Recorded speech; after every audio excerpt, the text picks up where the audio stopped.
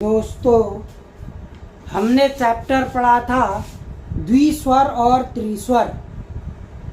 हमने देखा था कि द्विस्वर किस तरीके से रिप्रेजेंट किया जाता है और त्रिस्वर किस तरीके से रिप्रेजेंट किया जाता है। आज हम देखेंगे कि द्विस्वर और त्रिस्वर पढ़ने के बाद उसी चैप्टर में कुछ जो हैं हमारे पास यहाँ पर उसके शब्द चिन्ह हैं। हम उनको कैसे लिखेंगे, कैसे उनको याद करेंगे, या देखते हैं। हमारे पास शब्द चिन्ह है आए। क्या है? आए। कहाँ लिखते हैं इसे? अबव द लाइन लिखते हैं। ये हमने पहले भी पढ़ा है कि यह साइन जो है आए को रिप्रेजेंट करता है। ऐसे ही हम जब कोई को लिखेंगे तो यह कैसे, यह लाइन पर लिखेंगे। आए में से किसी को भी रिप्रेजेंट करता है। अगर इसी चिन्ह को हम लाइन पर लिख देते हैं तो यह कोई को रिप्रेजेंट करता है। ऐसे ही हमने देखा तमाम और आयु को अबव द लाइन जब इस साइन को बनाते हैं तो यह तमाम और आयु को रिप्रेजेंट करता है। और इसी लाइन को, इसी चिन्ह को जब हम लाइन पर ले आते हैं तो यह कौन को रिप्रेजेंट करता है? किसको रिप्रेजेंट करता है? कौन को। ठीक है। आए कोई, तमाम कौन। ठीक है। फिर क्या है? उसे, अबव द लाइन उसे। इस तरीके से आड़ा लिख देते हैं तिरछा, और इसी को लाइन पर तिरछा लिखते हैं तो यह मुझे को रिप्रेजेंट करता है। ठीक है। इसी तरीके से जब इस लाइन से ऊपर ऐसे लिख देते हैं सी की तरह तो यह इसको रिप्रेजेंट करता है। इसी को लाइन पर लिख देते हैं तो यह इन को रिप्रेजेंट करता है।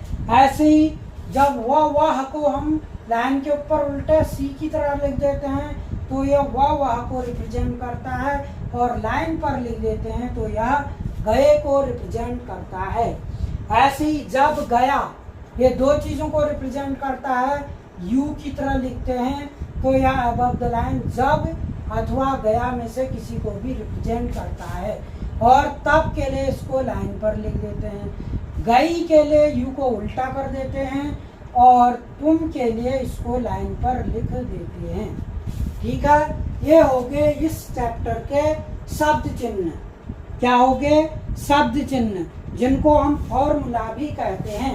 अबव द लाइन, लाइन से ऊपर आए, लाइन पर कोई, लाइन से ऊपर तमाम आयु, लाइन पर कौन, लाइन से ऊपर उसे, लाइन पर मुझे, लाइन से ऊपर इस, लाइन पर इन, वह लाइन से ऊपर, गए लाइन पर, जब गया लाइन से ऊपर, तब लाइन पर, गई लाइन से ऊपर, तुम लाइन पर। ठीक है। तो ऐसे इनको याद करते हैं। आए कोई, तमाम आयु, कौन, उसे, मुझे, इस, इन, वह, गए, जब गया, तब, गई, तुम। ठीक है। उसके बाद जो है इसके शब्दाक्षर भी हैं। यहाँ जो यो हम कॉन्सोनेंट बनाते थे, यो व्यंजन, उसी को जब हम अबव द लाइन लिख देते हैं यो को, तो यह यहाँ को रिप्रेजेंट करता है, यहाँ। और इसी को हम लाइन पर लिख देते हैं तो यह यहाँ को रिप्रेजेंट कर देता है। और इसी को हम क्रॉस द लाइन लिख देते हैं, लाइन से काटते हुए, तो यह यही में से किसी को भी रिप्रेजेंट कर सकता है। ऐसे ही वहाँ को हम उल्टा, यो का उल्टा वो होता है, अबव द लाइन लिखते हैं तो यह वहाँ को रिप्रेजेंट करता है। ठीक है। और लाइन पर करते हैं तो निवेदन को रिप्रेजेंट करता है। लाइन के नीचे करते हैं तो यह वहीं और द्वारा को रिप्रेजेंट करता है, वहीं और द्वारा को। तो ये है इस चैप्टर के शब्दाक्षर और शब्द चिन्ह। अब हमें इन्हें कंठस्थ याद करना है। ठीक है। हम इनको कंठस्थ याद करेंगे। हमने देखा कि ये किस किस एंगल से लिखे जा रहे हैं।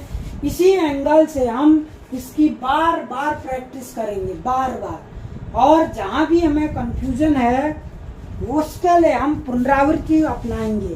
पुनरावृत्ति मीन्स जो हमने स्टार्टिंग से वीडियो अपलोड किए हैं उन वीडियो को जहाँ कंफ्यूजन है आप वहाँ देखिए कि किसी व्यंजन रेखा में अगर कंफ्यूजन हो रहा है, हल्का, डार्क, कटा हुआ और बिना कटा हुआ, ठीक है, स्वरों के नियमों में आपको कंफ्यूजन हो रहा है तो हमें उसके लिए वीडियो की पुनरावृत्ति पर जाना पड़ेगा।